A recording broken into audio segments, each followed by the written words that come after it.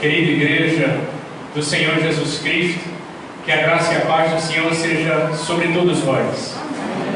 Eu gostaria de convidá-los a abrir comigo a sua Bíblia em Filipenses, capítulo 1, a partir do verso 27.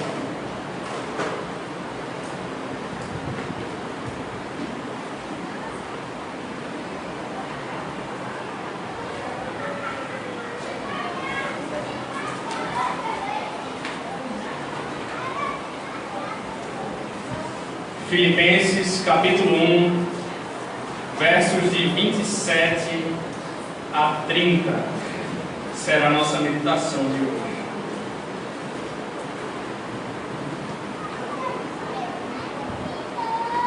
Filipenses 1, 27 a 30, assim diz a palavra do nosso Deus. Vivei acima de tudo, por modo digno do Evangelho de Cristo, para que, ou indo ver-vos, ou estando ausente, ouça no tocante a vós outros, que estáis firmes em um só espírito, como uma só alma, lutando juntos pela fé evangélica, e que em nada estáis intimidados pelos adversários, pois o que é para eles prova evidente de perdição, é para vós outros de salvação. E isto da parte de Deus, porque vos foi concedida a graça de padecerdes por Cristo, e não somente de crerdes nele, pois tendes o mesmo combate que vistes em mim, e ainda agora ouvis que é o meu. Vamos orar, meus irmãos. Senhor Deus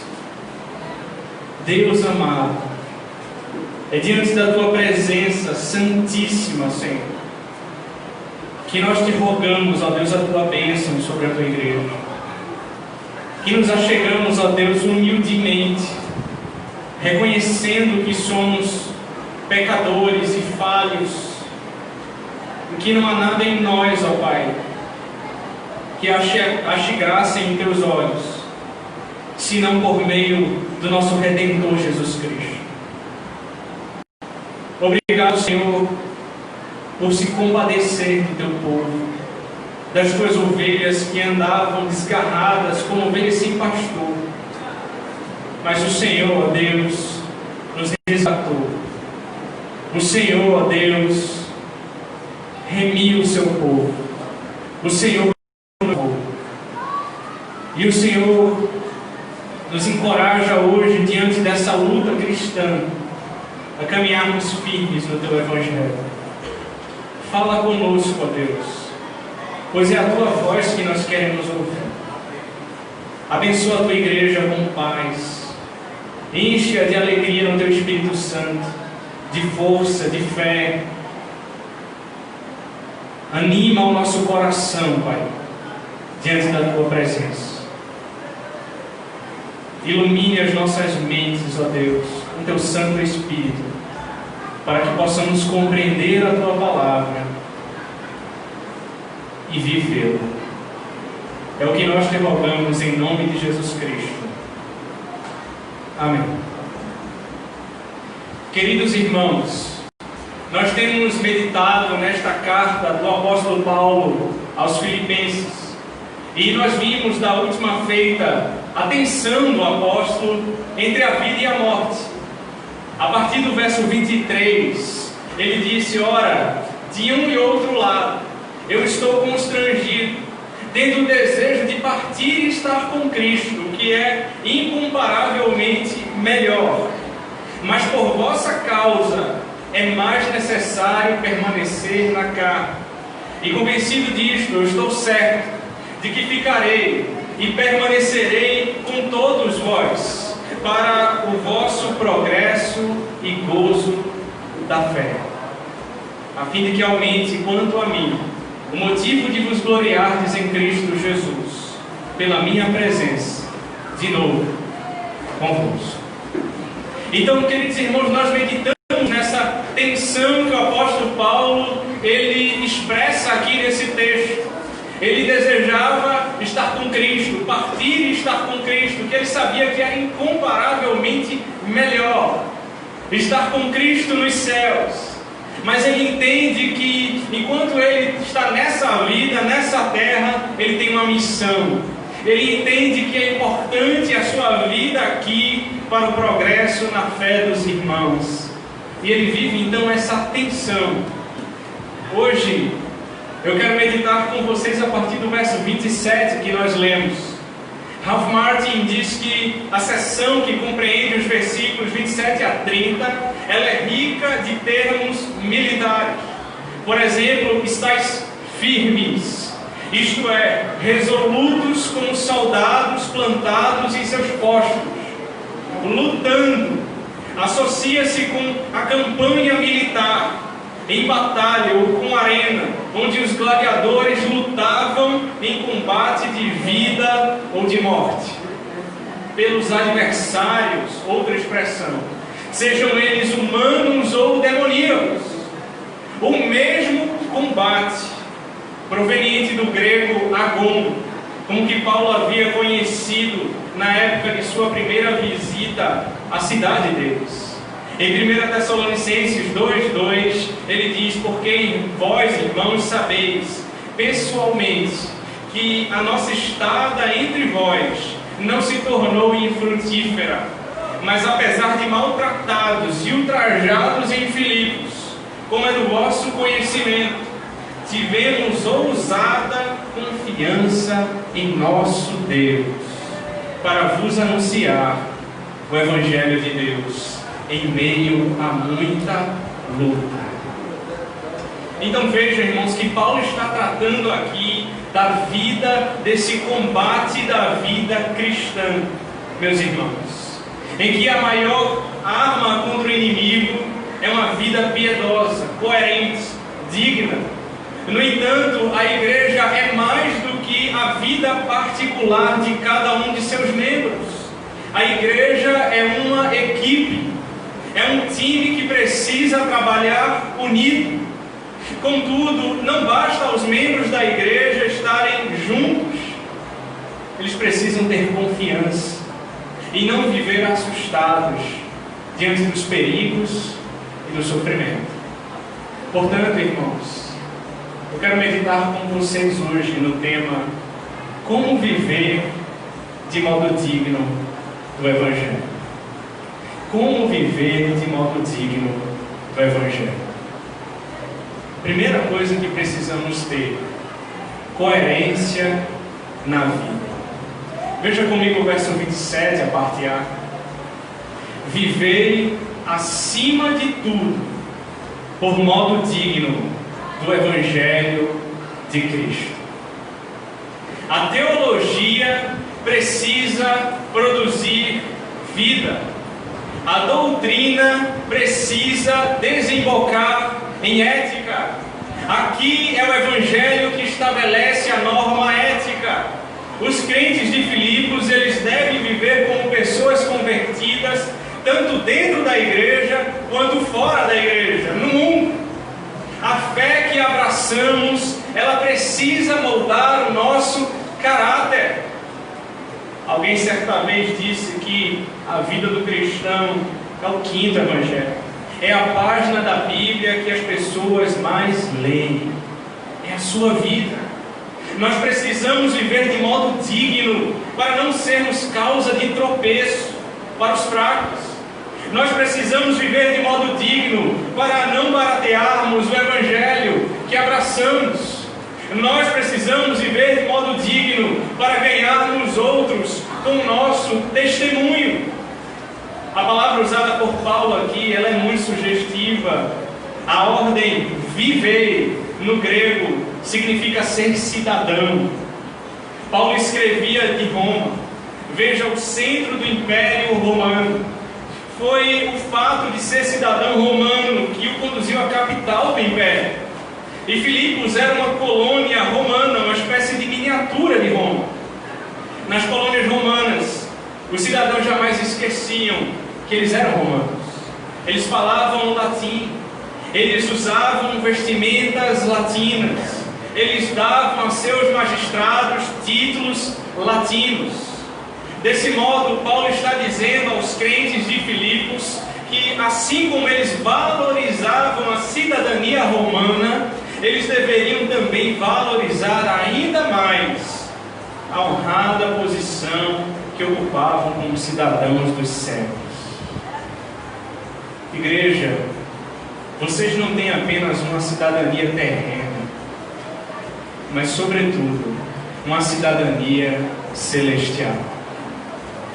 Por isso em Filipenses 3 está escrito: pois a nossa pátria está nos céus, de onde também aguardamos o Salvador, o Senhor Jesus Cristo, o qual transformará o nosso corpo de humilhação para ser igual ao corpo da sua glória. Cristo já morreu na cruz por você. Ele comprou você com alto preço. Ele comprou você com o seu sangue. Ele lavou você, Ele remiu você. O seu nome já está escrito no livro da vida. Você receberá um corpo glorificado. Você é herdeiro de Deus e co-herdeiro com Cristo. Ele derramou sobre você incontáveis bênçãos espirituais espalhadas nas regiões celestiais. O inimigo já foi vencido e o que te aguarda é a esperança da glória. Em 2 Coríntios 5,17 diz assim: se alguém está em Cristo, é nova criatura. As coisas velhas já passaram e eis que tudo se fez novo. Você agora é um novo homem, uma nova mulher. Viva de modo digno do Evangelho que você foi chamado. Não viva uma vida dura, ambígua. O que você é dentro da igreja, você deve ser fora da igreja. Aquilo que você aprendeu aqui, você deve praticar. Por onde você andar, lembre-se, você é um cidadão celestial. Que o Senhor Deus ilumine os teus passos e seja luz para o teu caminho por onde você andar. Irmãos, como viver de modo digno do Evangelho? Primeiro nós precisamos ter uma vida coerente. Segunda coisa que precisamos ter: firmeza na unidade. Veja comigo o verso 27. Vivei, acima de tudo, por modo digno do Evangelho de Cristo, para que eu indo ver-vos ou estando ausente, ouça, no tocante a vós outros, que estáis firmes em um só espírito, como uma só alma, lutando juntos pela fé evangélica. A igreja de Filipos, ela estava sendo atacada numa área vital: a quebra da comunhão. É por isso que no capítulo 4, Paulo vai exortar esses irmãos dizendo: portanto, meus irmãos amados e muito saudosos, minha alegria e coroa, sim, amados, permanecei deste modo, firmes no Senhor. Rogo a Evódia e rogo a Sinti que pensem concordemente no Senhor. A ti, fiel companheiro de jugo, também peço que as auxilies, pois juntas se esforçaram comigo no Evangelho, também com Clemente e com os demais cooperadores meus, cujos nomes se encontram no livro da vida. Veja que Paulo está se dirigindo aos crentes, à igreja do Senhor. E note comigo que os seus membros estavam fazendo a obra de Deus, mas divididos. Então Paulo os exorta a estarem firmes em um só espírito, como uma só alma, lutando juntos pela fé evangélica. Queridos irmãos, quando Paulo fala de estarem firmes em um só espírito, como uma só alma, ele está falando, primeiro, de unidade de coração e de mente. Isso fala das nossas afeições, de como nos sentimos diante das pessoas e reagimos a elas. Isso fala acerca das coisas que realmente são importantes para nós. Muitas vezes, irmãos, discutimos por besteiras. Certa feita, alguém muito sábio disse: naquilo que for essencial, lute pela verdade. Mas naquilo que não for essencial, lute pela unidade. Nós devemos ter o mesmo sentimento, pois estamos unidos em uma mesma causa: a glória de Deus. E isso nos leva a uma segunda coisa que Paulo nos instrui aqui: a unidade no trabalho. Ele diz que devemos lutar juntos pela fé evangélica. A igreja não é como um amontoado de gente vivendo em um clube, mas um grupo de atletas trabalhando juntos pelo mesmo objetivo. Paulo diz que os crentes devem trabalhar como atletas de um time, todos com a mente focada no mesmo alvo: o progresso do Evangelho, o avanço do Evangelho, a glória de Deus nesse mundo. E para que isso dê certo, para que o trem possa correr bem, os trilhos precisam estar bem alinhados. É por isso que, terceiro, precisamos ter unidade na fé. A igreja precisa ter unidade doutrinária. Nós precisamos lutar não por modismos, não por aquilo que eu acho, não por doutrinas de homens, mas pela fé evangélica. É por isso que Paulo disse aos Efésios, no capítulo 4: rogo-vos, pois eu, prisioneiro no Senhor, que andeis de modo digno da vocação a que fostes chamados, com toda humildade e mansidão, com longanimidade, suportando-vos uns aos outros em amor, esforçando-vos diligentemente por preservar a unidade do Espírito no vínculo da paz. Há somente um corpo e um Espírito, como também fostes chamados numa só esperança da vossa vocação. Há um só Senhor, uma só fé, um só batismo, um só Deus e Pai de todos, o qual é sobre todos, age por meio de todos e está em todos. Nós precisamos ter unidade na fé, meus irmãos. Muitos cristãos fraquejam, esquecem as armas e fogem do combate na hora da tribulação. Outros se distanciam, não da obra, mas dos irmãos, e rompem a comunhão fraternal. Muitas vezes você está no meio dos irmãos e está lutando esse combate sozinho. Então Deus nos exorta hoje, por meio da sua palavra, a estarmos juntos e firmes, lutando pela fé evangélica. Como viver de modo digno do Evangelho, irmãos? Primeiro, nós precisamos ter coerência na vida. Segundo, nós precisamos ter firmeza na unidade. Terceiro, nós precisamos ter coragem na adversidade. Veja comigo os versos 28 ao 30. E que em nada estáis intimidados pelos adversários, pois o que é para eles prova evidente de perdição, é para vós outros de salvação, e isto da parte de Deus, porque vos foi concedida a graça de padecerdes por Cristo, e não somente de crerdes nele, pois tendes o mesmo combate que vistes em mim, e ainda agora ouvis que é o meu.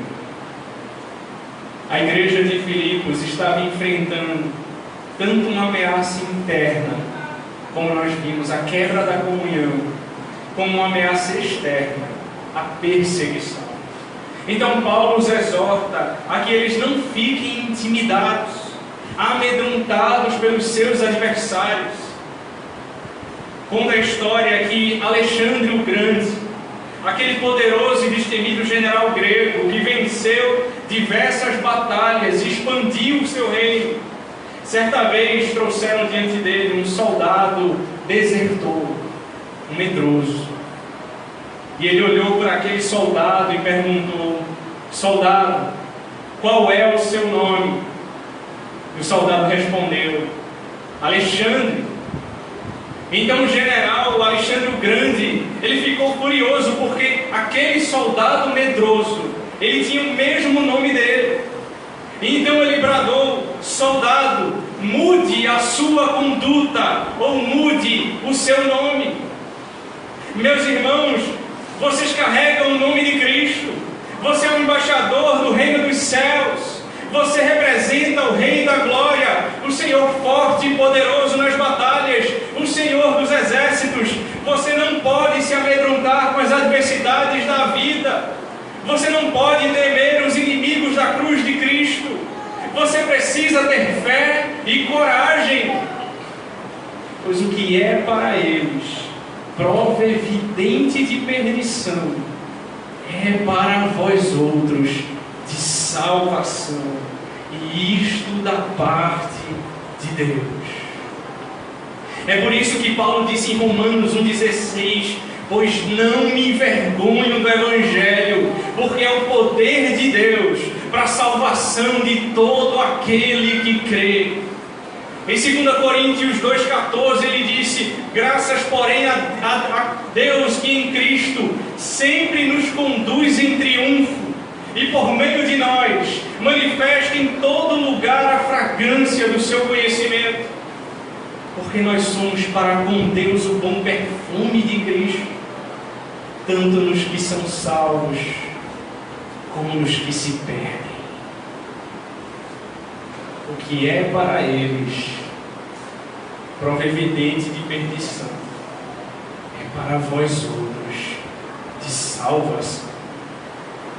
Eles pensam que o seu caminho de provas e sofrimentos por causa de Cristo é a sua derrota, mas eles não sabem que o caminho da cruz é o caminho da glória, pois Cristo primeiro carregou a cruz, depois ele recebeu a glória.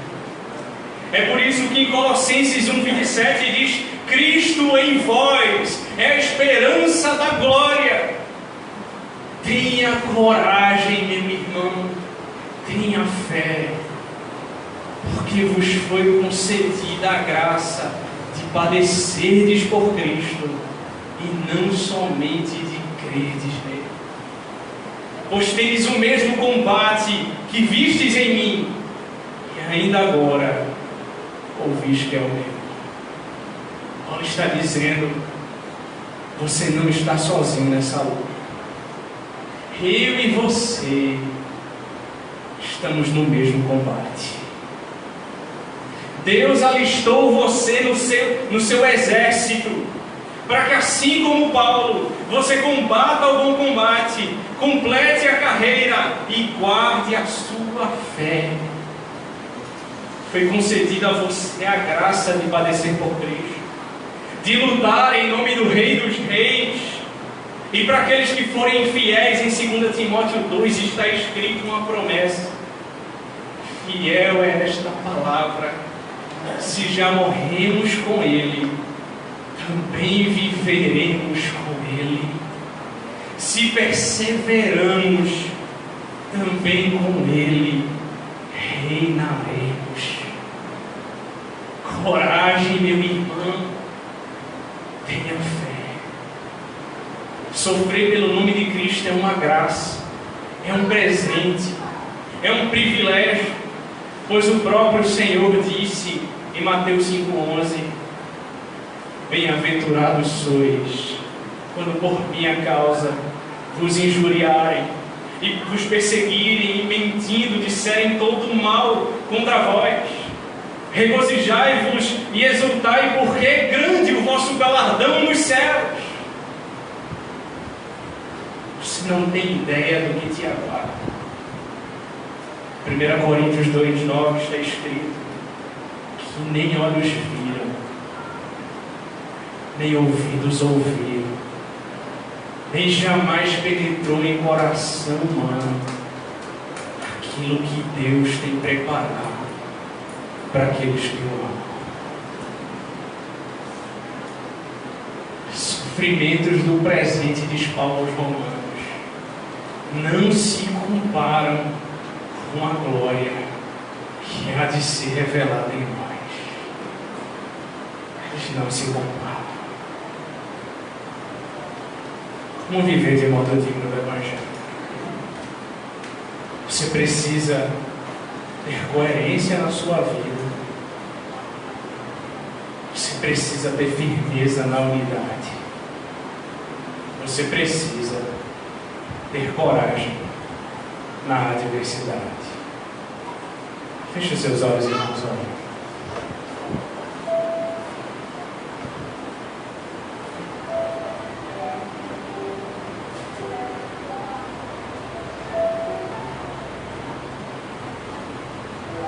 Quem sabe você chegou aqui hoje e você tem estado tão abatido e desanimado. Você tem sofrido tantas adversidades. O inimigo tem roubado a tua alegria. Você diz, pastor, as lutas são tão grandes.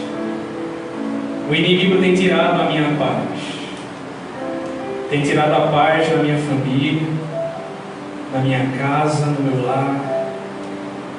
O meu lar se tornou um lugar turbulento. O meu trabalho se tornou um caos. Eu tenho sido perseguido lá também.